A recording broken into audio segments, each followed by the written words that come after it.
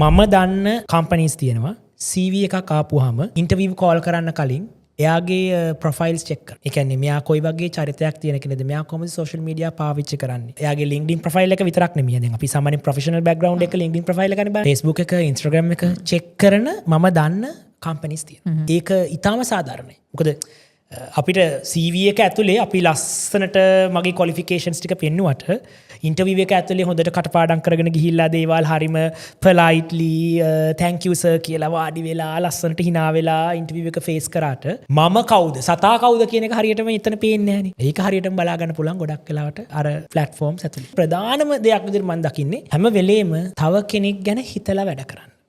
මම මේ කරන ක්‍රියාවට අනිත් කෙනා කොහොම බලපායිද, මම මේ කියන වචනෙට තව කෙනෙකුට කොයි විදිහට රිදෙයිද, මම මේ කරන හැසිරීමට තව කෙනෙක්ට කොයි විදිහට යාගේ ජීවිතයට බලපෑමක් වෙයිද, අන්න ඒක අපිට හිතන්න පුළුවන් නම් හිතනවා එතනින් එහාට තව ලොකුවට දේවල් ගැන හිතන්න දෙයක් නෑ. අර අපි හැමදාම කියනා වගේ Tamanට උපමා කරලා බලන්න.